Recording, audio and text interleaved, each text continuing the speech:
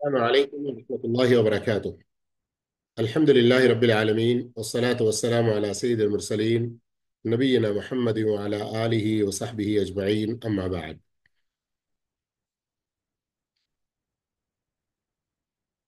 ప్రియ విద్యార్థులారా, అల్లాహ్ యొక్క దయ వల్ల ఈరోజు మనం సూరత్ అబస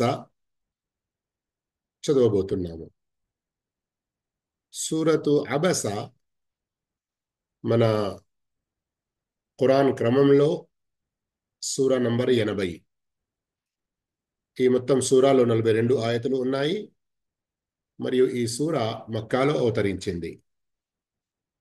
ఇంతకు ముందు కూడా ఎన్నో సందర్భాల్లో చెప్పడం జరిగింది. సర్వసామాన్యంగా మక్కాలో అవతరించిన సూరాలలో 3 విషయాలు ప్రధానంగా చెప్పబడతాయి. ఈ 3 విషయాల గురించే మాటి మాటికి చెప్పడం జరిగింది, నొక్కి చెప్పడం జరిగింది. ఎన్నో విధాలుగా ఈ 3 విషయాలను నిరూపించడం, ప్రజలకు అర్థమయ్యే రీతిలో ఎన్నో ఎగ్జాంపుల్స్, ఉదాహరణలు ఇచ్చి చెప్పడం జరిగింది. ఏంటి ఆ 3 విషయాలు? త్వరగా ఒక్కొక్క విషయం ఒక్కొక్కరు చెప్పండి. తౌహీద్, తౌహీద్ రిసాలత్, వేరే జన్నత్, వారు ఆఖిరత్. ఒక్కొక్కరు. తౌహీద్ ఆ రెండవది వేరే వారు చెప్పండి. రిసాలత్, రిసాలత్, రిసాలత్. ఓకే. మూడవది ఆఖిరత్. ఆఖిరత్. ఆఖిరత్. షబాష్, జజాకుముల్లాహు ఖైరా. తౌహీద్, రిసాలత్, ఆఖిరత్. అయితే ఇప్పుడే నేను ఒక మాట చెప్పాను. ఈ 3 విషయాల ప్రస్తావన ఎక్కువగా ఉంటుంది, మాటి మాటికి ఉంటుంది. కానీ దీనిని అల్లాహు తాలా ఎన్నో రకాల ఎగ్జాంపుల్స్తో ఎన్నో విధాలుగా నిరూపిస్తాడు, తెలియజేస్తాడు. ఎందుకంటే ప్రజల్లో అర్థం చేసుకునే అటువంటి కెపాసిటీ, అర్థం చేసుకునే విధానం ఒక్కొక్కరిది ఒక్కో విధంగా ఉంటుంది. తినే విషయంలో అందరి రుచులు వేరు వేరు. తిన్న పదార్థం అరిగే విషయంలో కూడా అందరిది ఒకే టైం పట్టదు.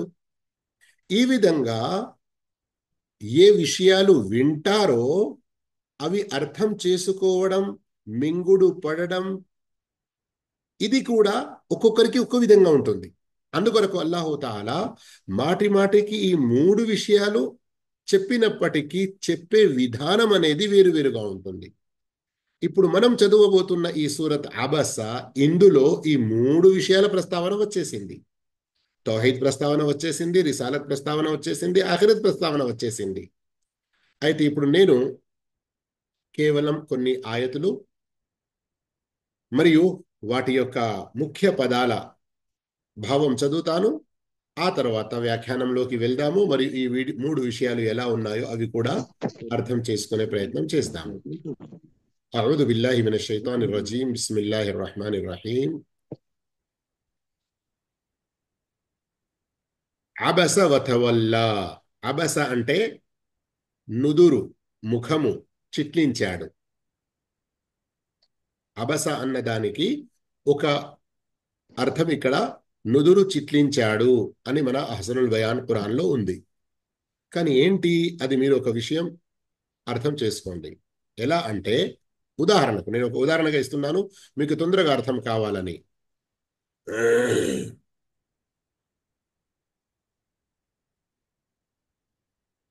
మీ ఇంట్లో మీకు చాలా ప్రియమైన, మీరు చాలా గౌరవించే ఒక అతిథి వచ్చారు.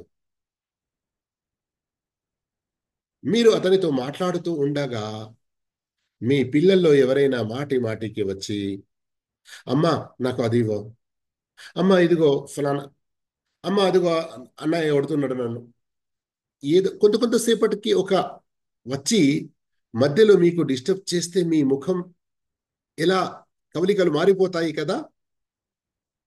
ఆ సిచ్యువేషన్, ఆ ముఖం ఆ సందర్భంలో ఎలా ఉంటుందో దానిని ఇక్కడ అబస అని చెప్పడం జరిగింది. వతవల్ల అంటే వెనుదిరగడం, ముఖం త్రిప్పుకోవడం, ఏదైనా ఒక విషయాన్ని, మాటను విముఖత చూపడం, ఈ భావాలు వస్తాయి. వతవల్ల ముఖం తిప్పుకున్నాడు. అంజాఅహు తన వద్దకు వచ్చినంత మాత్రానికే అల్ అమా ఒక అంధుడు. ఒక అంధుడు తన వద్దకు వచ్చినంత మాత్రానికే అతడు నుదరు చిట్లించి ముఖము త్రిప్పుకున్నాడు. వమా యుదరీకా నీకేం తెలుసు? లఅల్లహు బహుశా అతను యజ్జక్కా తనను తాను సంస్కరించుకుంటాడేమో. తనను తాను సంస్కరించుకుంటాడేమో. ఔ లేదా యذక్కరు ఉపదేశం వింటాడేమో. ఫతన్ఫఅహు ذిక్రా ఉపదేశం అతనికి ప్రయోజనకరం అవుతుందేమో. ఫతన్ఫఅహు అతనికి ప్రయోజనకరం అవుతుందేమో. అమ్మా మన్ ఇక ఎవడైతే ఇస్తగ్నా నిర్లక్ష్యం చేస్తున్నాడో, ఫఅంత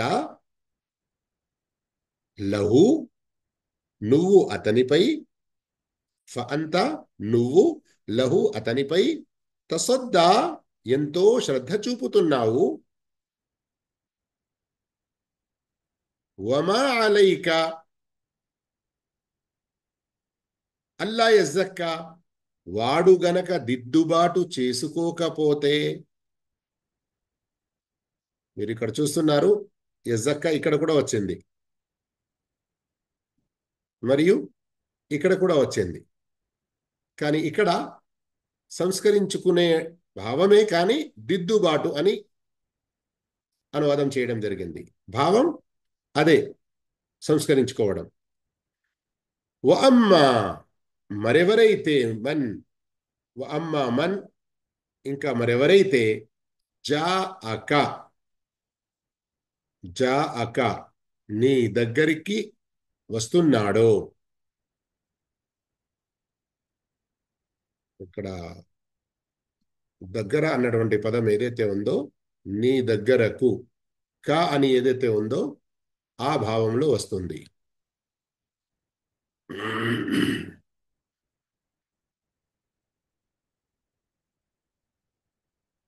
నీ దగ్గరకు వస్తున్నాడో, యస్ఆ పరుగెత్తుకుంటూ, యస్ఆ పరుగెత్తుకుంటూ నీ దగ్గరికి వస్తున్నాడో. వహువ యఖ్షా అతడు దైవభీతి కూడా కలిగి ఉన్నాడో. ఫఅంత అన్హు అతని పట్లేమో నువ్వు తలహా అశ్రద్ధ వహిస్తున్నావు. ఇక్కడికి 10 ఆయతులలో ముగ్గురి మనుషుల ప్రస్తావన వచ్చింది. ఎవరు వారు, ఏంటి సంగతి, ఇన్షాల్లా వ్యాఖ్యానంలో తెలుసుకుందాము. ఇక్కడ ముఖ్యంగా నేను పదాలు చదవడం, దాని అర్థం ఏంటో ప్రత్యేకంగా కలర్ల ద్వారా కూడా మీరు ఇక్కడ అర్థం చేసుకున్నారు.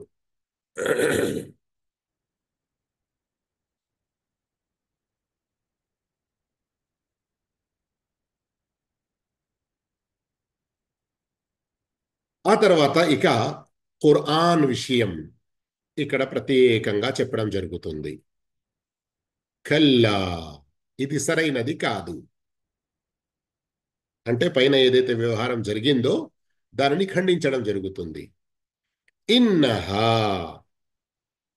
హా ఇది జమీర్ అని అంటారు గ్రామర్ ప్రకారంగా. కానీ అసలు విషయం ఖురాన్ వైపునకు ఖురాన్ను ఉద్దేశించి చెప్పడం జరుగుతుంది కనుక అనువాదంలో ఈ ఖురాన్ మాత్రం అని అనువాదం చేయడం జరిగింది. తజ్కిరా హితబోధ నిమిత్తమే ఉన్నది. ఫమన్ షాఅ కాబట్టి కోరిన వారు, జకరహు దీని ద్వారా హితబోధను గ్రహించవచ్చు. ఇక ఆ ఖురాన్ దాని యొక్క ఘనత, దాని యొక్క గొప్పతనం చెప్పడం జరుగుతుంది 4 ఆయతుల్లో 13, 14, 15, 16. ఫీ సుహుఫిన్ అది గౌరవప్రదమైన, ముకర్రమ గౌరవప్రదమైన, సుహుఫ్ సహీఫాల్లో లిఖితమై ఉన్నది, గ్రంథాల్లో లిఖితమై ఉన్నది. మర్ఫూఅతిన్ మహోన్నతమైనవి, ముతహ్హర పవిత్రమైనవి, బిఐది సఫర. సఫర ఇక్కడ మీరు చూస్తున్నారు లేఖకులు అంటే రాసేవారు అని. సఫర, సాఫిర్ మరియు సఫీర్ రెండిటి బహువచనం కావచ్చు. సాఫిర్ అంటే రాసేవారు, సఫీర్ అంటే రాయబారులు. ఇందులో రెండు భావాలు వస్తాయి. సఫర అంటే లేఖకులు అని వస్తుంది, మరియు రాయబారులు అంటే ఎవరైతే అల్లా వద్ద నుండి సందేశం తీసుకొని ప్రవక్తల వద్దకు వస్తారో ఆ దైవదూతల గురించి చెప్పడం జరిగింది.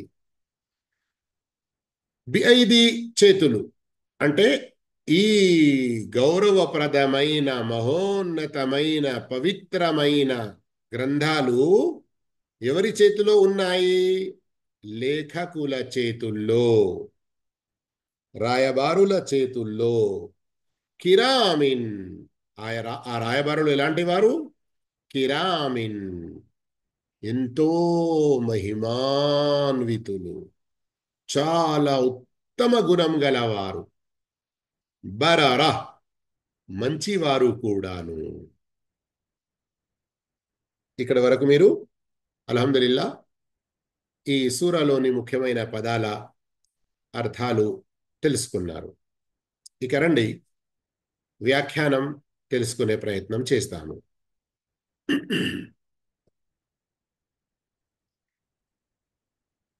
ఆయతులు చదివినప్పుడు మొదటి 10 ఆయతులు ముగ్గురు మనుషుల గురించి అని చెప్పాను కదా. అయితే దానికి సంబంధించిన సంఘటన సంక్షిప్త రూపంలో మీరు ముందు చదవండి, వినండి. ఆ తర్వాత మరికొన్ని విషయాలు నేను దీనికి సంబంధించి తెలియజేస్తాను.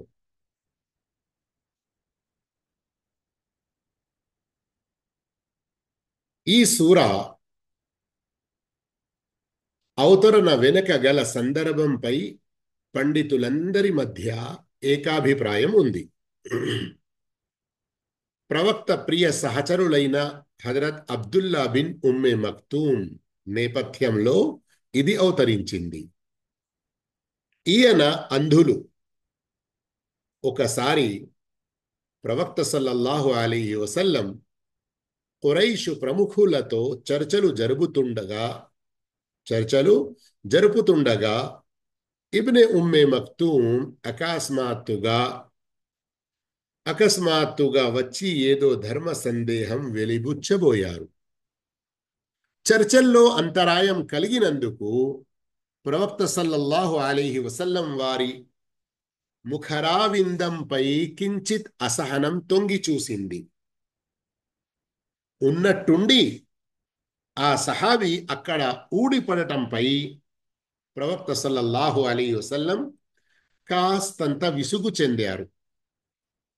ఈ ధోరణి అల్లాహ్కు నచ్చలేదు. అందువల్ల ప్రవక్త సల్లల్లాహు అలైహి వసల్లంకు మందలింపుగా ఈ ఆయతులు అవతరించాయి. తిర్మిజీలోని సహీహ్ హదీస్. విషయం అర్థమైందా? కాకుంటే మరొకసారి నేను నా మాటల్లో చెప్తున్నాను. ముగ్గురి ప్రస్తావనను చెప్పాను కదా, వినండి. ఒకరు ప్రవక్త సల్లల్లాహు అలైహి వసల్లం. ప్రవక్త సల్లల్లాహు అలైహి వసల్లం ఖురైషు అవిశ్వాసుల నాయకులైనటువంటి ఒకరితో లేదా ఇద్దరితో లేదా ఎక్కువ మందితో ఆ సందర్భంలో మాట్లాడుతూ ఉన్నారు. వారికి ఇస్లాం దావత్ ఇస్తూ ఉన్నారు.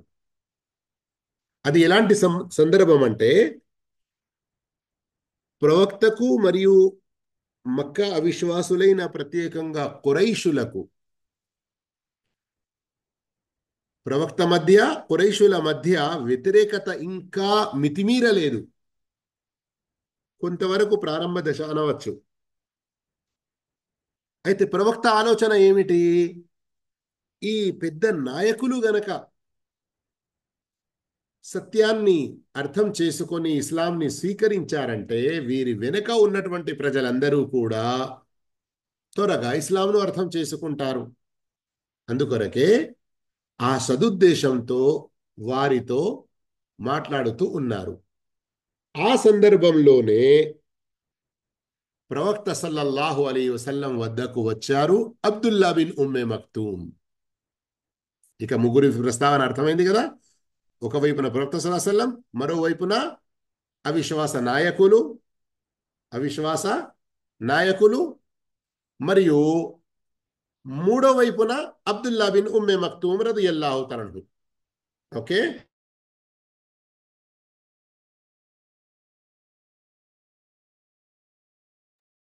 జజాకుముల్లాహు ఖైర్. కొంచెం ఇప్పుడే చెప్తున్నాను, కొన్ని క్షణాలు వేచించండి.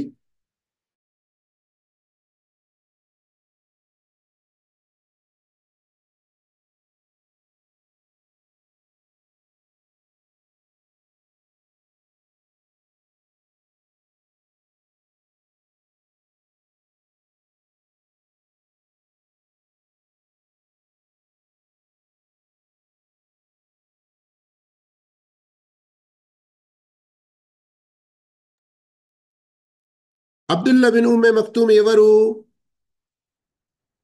అబ్దుల్లా బిన్ ఉమ్మే మక్తూమ్ యొక్క తల్లి మరియు ప్రవక్త సల్లల్లాహు అలైహి వసల్లం వారి పవిత్ర భార్య అయిన ఖదీజా రదియల్లాహు తాలా అన్హా వారి తండ్రి సోదరులు. అంటే ఏమయ్యారు? ఖదీజా రదియల్లాహు తాలా అన్హా వారి మేనత్త కొడుకు అబ్దుల్లా బిన్ ఉమ్మే మక్తూమ్. ఆయన ముందు నుండే ఇస్లాం స్వీకరించి ఉన్నారు.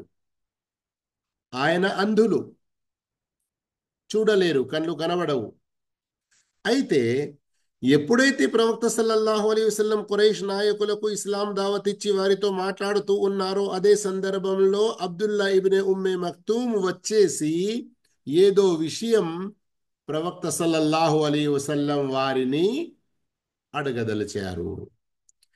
ఈ విధంగా వారితో మాట్లాడుతున్నప్పుడు అబ్దుల్లా బిన్ ఉమ్మే మక్తూమ్ యొక్క రాక వల్ల ప్రవక్త కొంచెం అసహ్యించుకున్నారు. పెద్దలతో మాట్లాడుతున్నప్పుడు నీవు మనవాడే కదా, తర్వాత మాట్లాడుకోవచ్చు కదా, అడగవచ్చు కదా అన్నటువంటి ఒక భావన. ప్రవక్త సల్లల్లాహు అలైహి వసల్లం కావాలని ఒకరిని తిరస్కరించలేదు, ఒక సదుద్దేశంతో. కానీ అల్లాహు తాలాకు ఈ విషయం కూడా నచ్చలేదు. ప్రవక్త సల్లల్లాహు అలైహి వసల్లం వారి ఈ ధోరణి అల్లాహకు నచ్చలేదు. అందుకొరకే అల్లాహు తాలా ఈ 10 ఆయతులు ప్రారంభంలోనివి అవతరింపజేశాడు. ఈ మొత్తం సూరా అనండి. ఆ తర్వాత ఖురాన్ యొక్క గొప్పతనాన్ని కూడా అల్లాహు తాలా ఎంతో స్పష్టంగా చాటాడు. అర్థమైంది కదా ఇప్పుడు సంఘటన? ఏ సందర్భంలో ఈ ఆయతులు అవతరించాయి? ఇక రండి, ఇప్పుడు మళ్ళీ మీరు ఆయతులను చూడండి. ఆ ఆయతుల ద్వారా బోధపడుతున్న విషయాలను కూడా గ్రహించండి.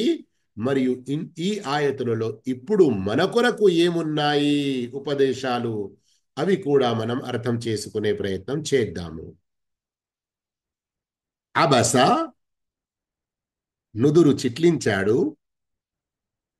వతవల్ల, ముఖం త్రిప్పుకున్నాడు.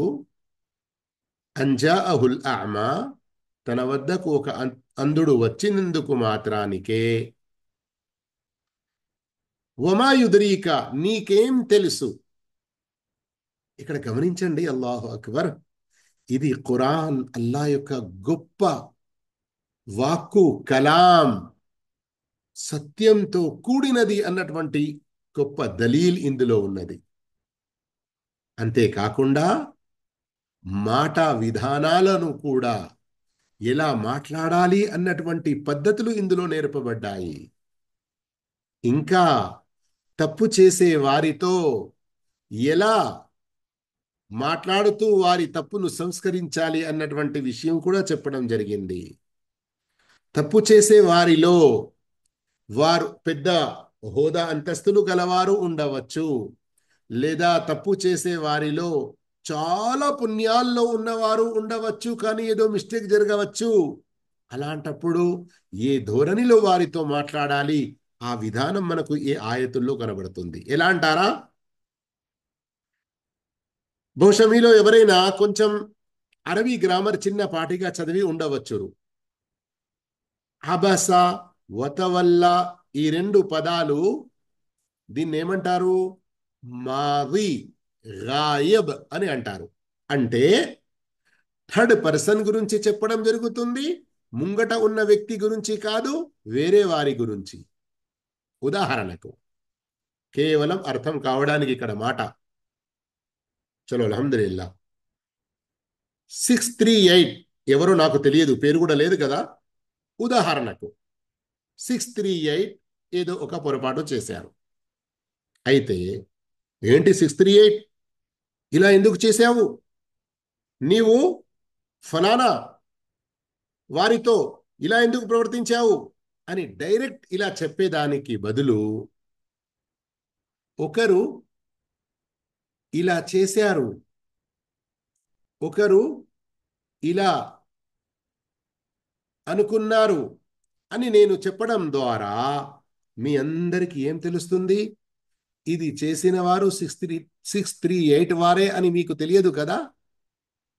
ఈ విధంగా ఆ 638 వారు స్వయంగా అర్థం చేసుకుంటారు, ఈ పని చేసిందైతే నేనే గనక నా గురించి ఇక్కడ హితబోధ ఉన్నది అని కదా. అయితే ఈ విధంగా ఒక పొరపాటు జరిగిన ప్రవక్త సల్లల్లాహు అలైహి వసల్లం వారితో, ప్రవక్త సల్లల్లాహు అలైహి వసల్లం వారు ఇబ్నె ఉమ్మె మక్తూమ్ పట్ల ఏ ధోరణి అవలంబించారో అల్లాహకు నచ్చలేదు. కానీ అల్లాహు తాలా డైరెక్ట్ ప్రవక్త పేరు తీసుకొని ఎందుకు నీవు ఇలా చేశావు అని మందలించేకి బదులుగా నుదురు చిట్లించాడు, ముఖం త్రిప్పుకున్నాడు అని ఇండైరెక్ట్ గా ఇక్కడ మందలించడం జరుగుతుంది.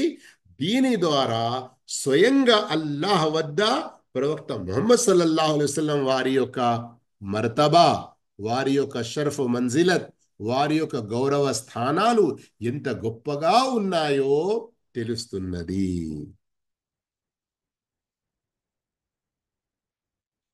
అలాగే ఈ ఆయతులను మీరు గమనించారంటే అబ్దుల్లా ఇబ్న్ ఉమ్మె మక్తూమ్ యొక్క ఘనత, వారి శ్రేష్టత, వారి యొక్క గౌరవప్రదమైన విషయం కూడా మనకు బోధపడుతుంది. అల్లాహు తాలా ఆ అమ్మా అని, అంధుడు అని అతన్ని కించపరచలేదు, అతని యొక్క లోపాన్ని తెలపలేదు. అల్లాహు తాలా అతన్ని గౌరవిస్తూ అతని పట్ల ప్రవక్త ధోరణి ఏదైతే ఉండినదో దానిని తెలియజేస్తూ ఇలా ఉండకూడదు అన్నటువంటి విషయం తెలుపుతున్నాడు.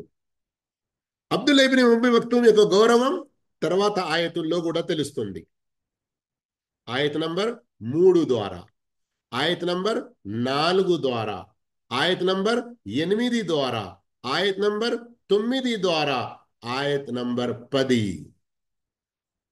అబ్దుల్లా ఇబ్న్ ఉమ్మి మక్తూమ్ యొక్క గౌరవం, ఆయన మర్యాద, ఆయన గొప్పతనం ఎన్ని ఆయతుల ద్వారా తెలుస్తుంది?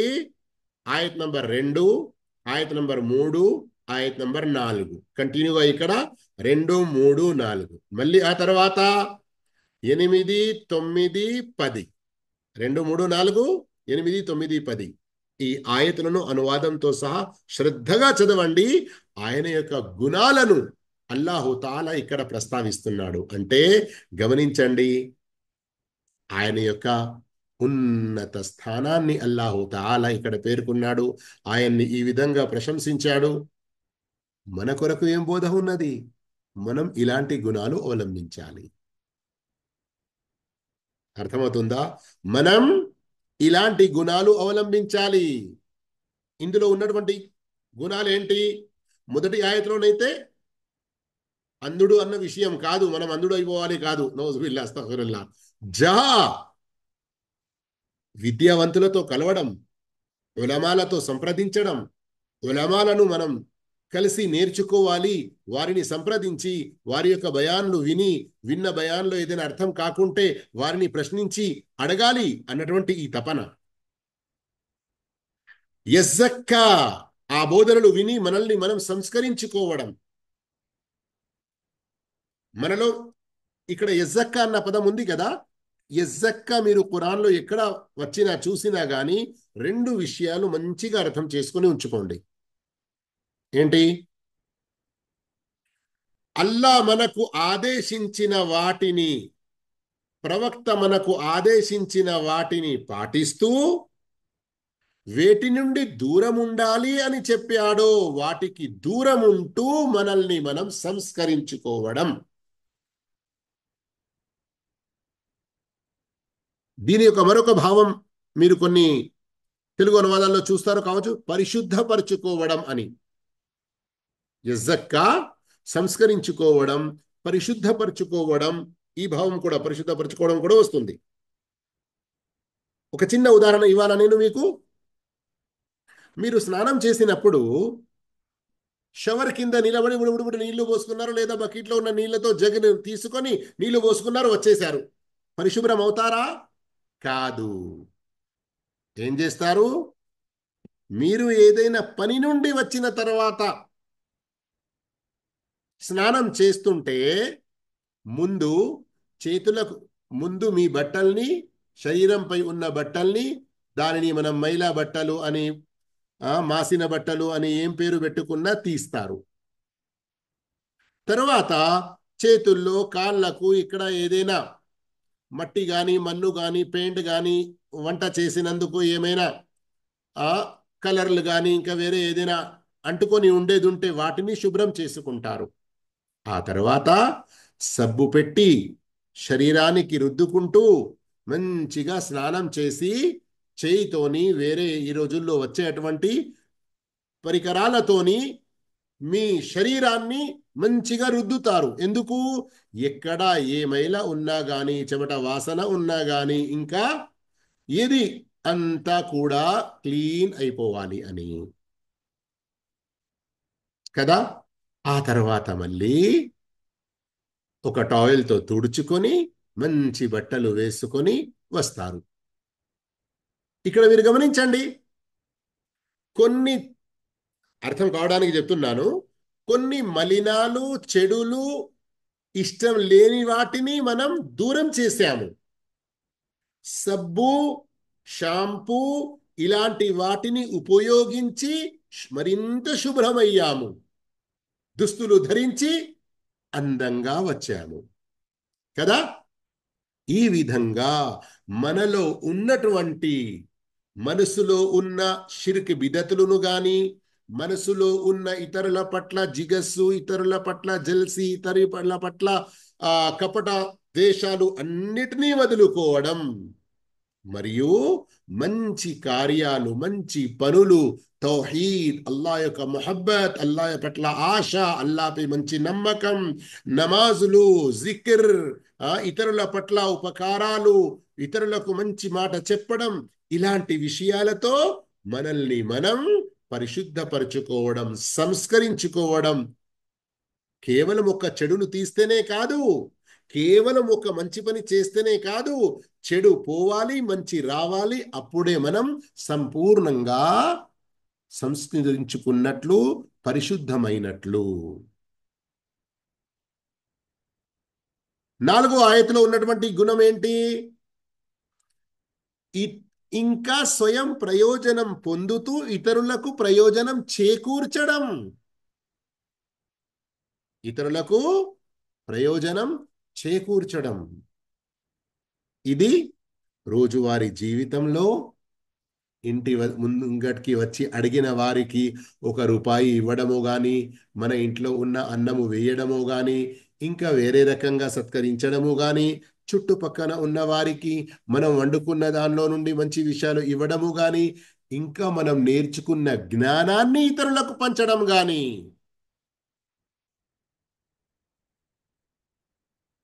మనం సర్వసామాన్యంగా ఏం చూస్తాము? పగటిపూట ఎవరైనా లైట్లు వేసుకొని బండి నడిపితే, అయ్యో అతని ఎనర్జీ వృధా అయిపోతుంది, కానీ మనం సైగ చేస్తాము, ఇదిగో మీ లైట్ ఆన్ ఉన్నది అన్నట్లుగా అతను ఆఫ్ చేసుకుంటాడు. కొందరు 2 పయ్యల బండి, స్కూటర్ అనండి లేదా బైక్ అనండి, సైడ్ స్టాండ్ ఉంటుంది కదా, దీని మీదనైతే బండిని ఆపుతారో, అది మర్చిపోయి అది లేపకుండానే బండి ఆన్ చేసి వెళ్తూ ఉంటారు. చూసిన వారు, అయ్యో ఎక్కడైనా రాయికి దేనికైనా తగిలి వీళ్ళు పడిపోతారో ఏమో అని సైగ చేసి చూపిస్తారు. మీ స్టాండ్ ఎత్తి ఉన్నది, దాన్ని మీరు అది స్టాండ్ అలాగే ఉన్నది, దాన్ని ఎత్తి వేయాలి అన్నట్లుగా సైగ చేస్తారు. అంటే ఏంటి? ఇలాంటి చిన్న చిన్న విషయాల్లో ఒకరికి నష్టం జరగకూడదు అని, ఒకరికి లాభం కలగాలి అని ఆలోచించే వాళ్ళ మనం, ఒకరి వద్ద తౌహీద్ లేదు, ఒకరు వద్ద షిర్క్ వల్ల నరకంలో పోతారు, పాపం చేసి వారు నరకానికి ఆహుతి అవుతారు. ఇలాంటి విషయాలు చూసి కూడా మనం ఎలా ఊరుకోగలుగుతాము? ఇహలోకపు ప్రయోజనం చేకూర్చే మనం పరలోక పరంగా కూడా వారికి ప్రయోజనాలు చేకూర్చాలి. ఆ తర్వాత ఆయత్ నంబర్ 8లో కూడా జాఅక యస్ఆ, ఇక్కడ పరిగెత్తుకుంటూ అంటే ఓహ్ రన్నింగ్ చేసుకుంటూ అనే భావం కాదు. గుండెల్లో పరుగు అంటే ఒక మంచి విషయం తెలుసుకోవడానికి ముందుగా ఉండడం, ఈ భావం. ఇక అవసరమైనప్పుడు అలా పరిగెత్తే అవసరం ఉంటే అలా కూడా పరిగెత్తాలి. కానీ ఇక్కడ అసలు విషయం రన్నింగ్ చేసుకుంటూ రావడమే అని భావం అసలు కాదు. వహువ యఖ్షా, ఇంతకుముందు నేను చెప్పాను కదా, ఖౌఫ్ మరియు ఖషియత్లో ఉన్నటువంటి తేడా. ఖౌఫ్ అంటే సర్వసామాన్య భయం, కానీ ఖషియత్ దాని నుండి యక్ష అని వస్తుంది.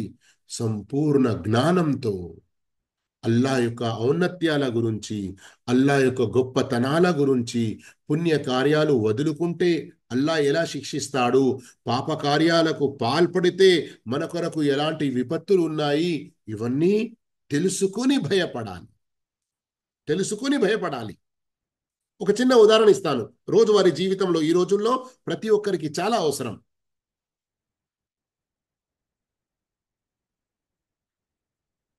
మీలోని ఒకరి తలపై పెద్ద ఇనుప మొల కొట్టడం, దానివల్ల అతనికి నొప్పి కలగడం, ఇది మంచిది. దేనికంటే నీకు అర్హత లేని, అనుమతి లేని ఒక పర స్త్రీని తాకడం కన్నా. ఇక్కడ గమనించండి, చిన్న ముళ్ళు గుచ్చితే అబ్బో ఆ అని అంటాం మనం కదా. ఇక ఒక పెద్ద మొల నెత్తి మీద పెట్టి సుత్తితో కొడుతూ ఉంటే ఎలా ఉంటుంది? కానీ ప్రవక్త సల్లల్లాహు అలైహి వసల్లం వారు ఏమంటున్నారు? అది మంచిదండి. దేనికంటే? ఒక పర స్త్రీని తాకడం కంటే. అల్లాహు అక్బర్, అల్లాహు అక్బర్. స్కూళ్ళల్లో, కాలేజీల్లో చదివే అటువంటి మన యువతులు కానీ, జాబ్లు చేస్తున్నా, టీచర్గా పనిచేస్తున్నా, వేరే ఎక్కడైనా గత్యంతరం లేక పురుషుల మధ్యలో ఉండి పనిచేస్తున్నటువంటి స్త్రీలు, ఆ స్త్రీలు కూడా ఈ విషయంలో వారు ఎలా ఉండాలి, ఆ విషయంతో పాటు పురుషులకు ప్రత్యేకంగా ఇందులో చెప్పడం జరుగుతుంది. ఎందుకంటే ఇలాంటి విషయాల్లో పురుషుల కంటే ఎక్కువ హయా, లజ్జ స్త్రీలలో ఉంటుంది. కానీ ఇక్కడ హదీస్ అసలు చెప్పే విషయం యక్ష అన్నదానికి నేను వివరిస్తున్నాను. ఒక విషయం గురించి పూర్తి జ్ఞానంతో, నాలెడ్జబుల్, అక్కడ దానికి సంబంధించిన మంచి జ్ఞానంతో మనం భయపడడం, ఇది వాస్తవానికి ఖషియత్.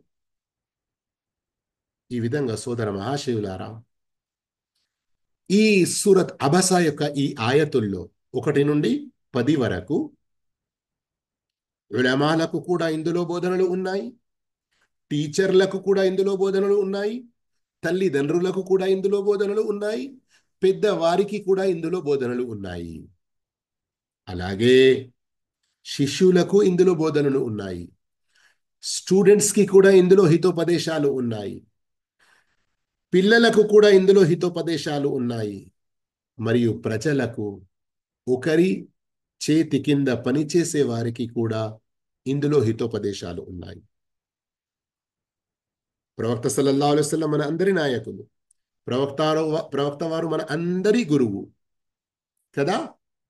ఈ పరంగా ఒకవైపున ప్రవక్త, ఒకవైపున అబూ జహల్, ఉబై బిన్ ఖల్ఫ్ లాంటి నాయకులు, ఖురైష్ అవిశ్వాసులు, మరోవైపున అబ్దుల్లా బిన్ ఉమ్మె మక్తూమ్ రదియల్లాహు తఆలా అయితే వీరి ముగ్గురిని ఉద్దేశించి ఈ 10 ఆయతుల్లో ఏ విషయాలు చెప్పబడ్డాయో కొంచెం అర్థం చేసుకొని మనం ఆలోచిస్తే అందరి కొరకు ఉన్నాయి. దీని ద్వారా మరొక విషయం ఏం తెలుస్తుంది? ఖురాన్ అల్లా యొక్క గ్రంథం అని ఎత్తి పెట్టే అటువంటి సందుకులలో బాక్సులలో పెట్టే వస్తువు కాదు. రోజువారీ జీవితంలో మనం చదువుతూ దాని ద్వారా గుణపాఠాలు నేర్చుకుంటూ హితోపదేశాలు మనం తెలుసుకుంటూ ఆచరించేటువంటి గ్రంథం. ఇక రండి, ఇందులో ప్రత్యేకంగా అల్లాహుతాలా చెప్పినటువంటి కొన్ని విషయాల్ని మళ్ళీ అర్థం చేసుకునే ప్రయత్నం చేద్దాము. వమా యుద్రీక లఅల్లహు యజక్క, ఈ అబ్దుల్లా ఇబ్న్ మక్తూమ్ బహుశా తెలుసుకొని ఏదైనా తనను తాను సంస్కరించుకుంటాడు కావచ్చు, లేదా ఉపదేశం వింటాడేమో, ఉపదేశం అతనికి ప్రయోజనకరం అవుతుందేమో. కానీ మరోవైపున వ్యక్తి మనిస్తగ్నా, ఎవడైతే నిర్లక్ష్యం చేస్తున్నాడో, ఇస్తగ్నా ఇస్తగ్నా. మీరు హజరత్ ఉస్మాన్ రదియల్లాహు అన్హు ఏమంటారు? ఉస్మానే గనీ అని అంటారు కదా. ఆ గనీ అన్నటువంటి పదం ఇందులో ఉంది. అంటే ఈ నిర్లక్ష్యం అన్నది ఆ అవిశ్వాసుల నాయకుల గురించి చెప్పడం జరుగుతుంది. ఓ ప్రవక్త, ఎవరైతే నిర్లక్ష్యం వహిస్తున్నారో అతనిపై నువ్వు ఎంతో శ్రద్ధ చూపుతున్నావు. ఈ నిర్లక్ష్యం ఎలాంటిది? ఈ నిర్లక్ష్యం ఎలాంటిది దానికి సంబంధించి ఇక్కడ కూడా తఫ్సీర్ అస్రుల్ బయాన్లో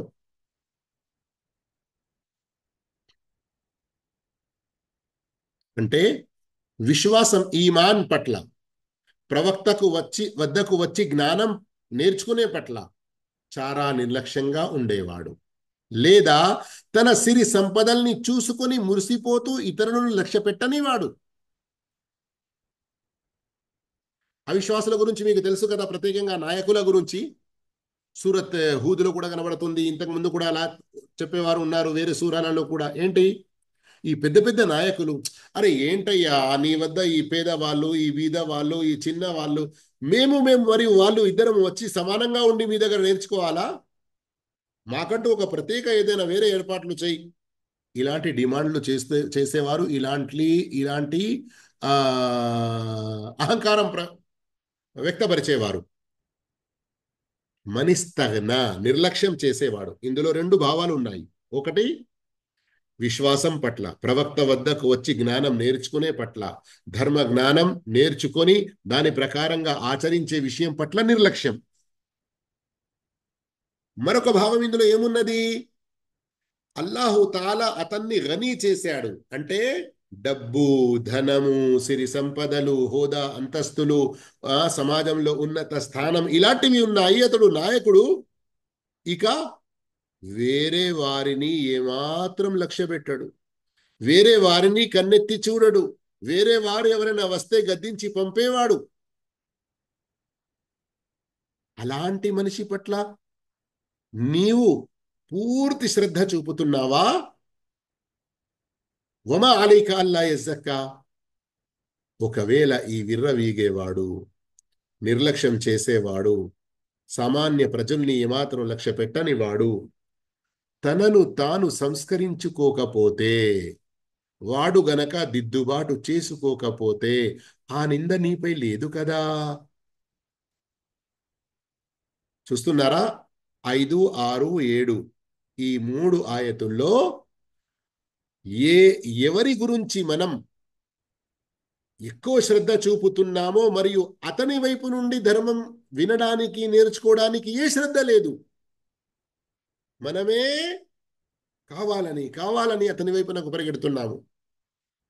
అయితే ఈ ఆయతుల్లో ఇండైరెక్ట్ గా మరొక ముఖ్యమైన బోధన ఉన్నది ఉలమాలకు, దుఆతులకు, అలాగే టీచర్లకు, ఉపాధ్యాయులకు. ఏంటి? మీ వద్దకు ఇష్టంతో, కాంక్షతో నేర్చుకోవాలని వస్తున్న వారిని కాదనకు, వారి పట్ల అశ్రద్ధ వహించకు, వారి పట్ల నీవు శ్రద్ధ చూపు. మరెవరైతే నువ్వు చెప్పినా కానీ శ్రద్ధగా వినరో, లేక ముంగట ఏదో విని తర్వాత వెనకబోయి నాలుగు వ్యతిరేక మాటలే చెప్పే వాళ్ళు ఉన్నారో, అలాంటి వారి పట్ల ఎక్కువ ఆశ ఉంచుకొని వారి వైపే మొత్తం శ్రద్ధ ఇవ్వడం అలా కూడా చెయ్యకు. సమాజంలో కొందరు ఉంటారు, వారు ముంగట ఉన్నప్పుడు అరే బహుత్ అచ్చా అలీం సాబ్, చాలా మంచి ముల్ సాబ్, ఈ విధంగా ప్రశంసించుకుంటూ నటిస్తారు. స్వయంగా ధర్మం ప్రకారంగా ఆచరించే విషయంలో చాలా వెనుకుంటారు. అంతేకాదు వెనుక పోయిన తర్వాత ఏ వాళ్ళ ముంగట ఉండి అలా చేసే అవసరం ఉంది అందుకొరకే అని ఇతరులతో ఎగతాళి కూడా చేస్తారు ఇల్మ్ మరి ఉలమాల గురించి. కానీ అతనికి ఏదో స్థానం ఉన్నది, అతనికి ఏదో కీర్తి ఉన్నది, అతడు పలుకుబడిన వాడు అన్నట్లుగా ఎవరైనా ఆలిం అతని పట్ల ఎక్కువ శ్రద్ధ చూపి, సామాన్య ప్రజల్లో ఎవరైతే మంచిగా నేర్చుకునే వారు ఉన్నారో, జ్ఞానం నేర్చుకుని దాని ప్రకారంగా ఆచరించే వారు ఉన్నారో, వారి పట్ల అశ్రద్ధ వహిస్తున్నారో, అలాంటి వారికి ఇందులో హెచ్చరిక ఉన్నది, అలా చేయకండి అని. ఇక ఆ తర్వాత అల్లాహు తాలా ఈ ఖురాన్ యొక్క గొప్పతనాన్ని సామాన్య ప్రజలకు, విశ్వాసులకు, ప్రత్యేకంగా ఆ అవిశ్వాసులకు, మరి ఈ రోజుల్లో మన సమాజంలో ఉన్నటువంటి కొందరు పెద్ద ముస్లింలు అవసరమంటే 10 ఖురాన్లు ఇప్పిస్తారు. కానీ ఒక్కసారి ఖురాన్ చూసి చదవడానికి లేదా వినడానికి, ఖురాన్ బోధనలు తెలుసుకోవడానికి ఒక 5 నిమిషాల సమయం కేటాయించారు. అరే మేము ఫలానా మద్రసా నడుపుతున్నాము, మేము ఫలానా చేస్తున్నాము అని చాలా గొప్పలు చెప్పుకుంటారు.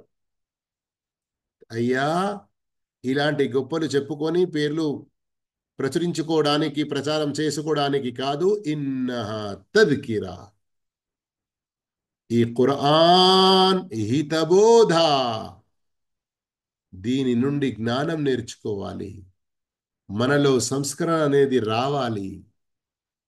ఫమన్ షా దకర, కాబట్టి కోరిన వారు దీని ద్వారా హితబోధను గ్రహించవచ్చు. అంటే ఎవరైతే కోరారో, ఎవరికైతే ఇష్టం లేదో వారు ఎలా చేసినా పర్లేదు అన్నటువంటి భావం కాదు ఇక్కడ. ఇది ఒక రకమైన హెచ్చరిక. అరే పోరాపో, ఏం చేసుకుంటావు, చేసుకున్న దానికి నువ్వే అనుభవిస్తావు అని అంటాము కదా మనం. పో ఏం చేసుకుంటావు అని అంటే ఏమైనా చేసుకోవడానికి అనుమతి ఉంది అని భావమా? కాదు. చెడు చేస్తే పట్టుబడతావు, మంచి చేస్తే ప్రతిఫలం లభిస్తుంది. ఆ తర్వాత 4 ఆయతుల్లో ఈ ఖురాన్ యొక్క గొప్పతనం ఉన్నది. ఈ గొప్పతనాన్ని శ్రద్ధగా అర్థం చేసుకోండి. ఎవరు ఖురాన్తో తన సంబంధం బలపరుచుకుంటారో వారికి ఇలాంటి గొప్పతనాలు లభిస్తాయి. ఈ ఖురాన్ ఎక్కడ ఉన్నది? సహీఫాలలో ఉన్నది, సురక్షితమైన గ్రంథాలలో ఉన్నది. మొట్టమొదటిది అల్లా వద్ద ఉన్నటువంటి ఉమ్ముల్ కితాబ్, లోహె మహ్ఫూజ్. అక్కడి నుండి దైవదూతలకు అల్లాహు తాలా ఏదైతే ఇస్తాడో. కానీ అల్లాహు తాలా ఈ ఖురాన్ యొక్క 3 గుణాలు తెలిపాడు చూడండి. ఒకటి ముకర్రమ, గౌరవప్రదమైన, మర్ఫూఅ, మహోన్నతమైన, ముతహర, పవిత్రమైన. దీని ద్వారా ఉలమాలు ఏమంటారో తెలుసా? ఖురాన్ చదివేవాడు, ఖురాన్ చదివించేవాడు, ఖురాన్ ప్రకారంగా ఆచరించే జీవించేవాడికి కూడా అల్లాహ్ గౌరవప్రదం ప్రసాదిస్తాడు. ఈరోజు మనం చూస్తున్నాము మన కళ్ళతో కదా. మరియు అల్లాహు తాలా అతనికి కూడా ఉన్నత స్థానం ప్రసాదిస్తాడు. ఖురాన్ అతనిలో ఉన్నందువల్ల, ఖురాన్ బోధ అతను చేస్తున్నందువల్ల, ఖురాన్ ప్రకారంగా అతను ఆచరిస్తున్నందువల్ల స్వయం పవిత్రుడవుతాడు, ఇతరుల్ని పవిత్ర మరియు పరిశుద్ధులుగా చేస్తాడు. మరియు ఈ ఖురాన్ జిబ్రీల్ అమీన్ ద్వారా మన ప్రవక్త ముహమ్మద్ సల్లల్లాహు అలైహి వసల్లం వారి వద్దకు వస్తుంది. అయితే మళ్ళీ ఇక్కడ 2 గుణాలు ఉన్నాయి. కిరామిన్ బరారా. కరం అన్నది ఇది క్యారెక్టర్కు సంబంధించినది, ప్రవర్తనకు సంబంధించినది. అయితే వారి క్యారెక్టర్, వారి ప్రవర్తన కూడా ఖురాన్ ప్రకారంగా ఉత్తమమైనది. బరర అన్న దాంట్లో వేరే సత్కార్యాల ప్రస్తావన ఉన్నది. కిరామిన్, బరర ఈ రెండు కలిసి మనస, వాచ, కర్మ అన్ని రకాలుగా పుణ్యాల్లో ముందుకు ఉండే వారి యొక్క ఉత్తమ ప్రస్తావన ఉన్నది. వాస్తవానికి ఖురాన్ ద్వారా మనలో ఈ మంచి గుణాలు రావాలి, మంచి పనులు చేయడంలో ముందుగా ఉండాలి, అన్ని రకాల చెడులను మనం వదులుకోవాలి. ఇన్షాల్లా తర్వాత ఆయతుల యొక్క అనువాదం, వ్యాఖ్యానం, బోధపడుతున్న విషయాలు నెక్స్ట్ క్లాస్లో మనం చదువుదాము. ఇప్పటి వరకు చదివిన ఈ విషయాలలో మీకు ఏదైనా ప్రశ్న ఉంటే మీరు అడగవచ్చును.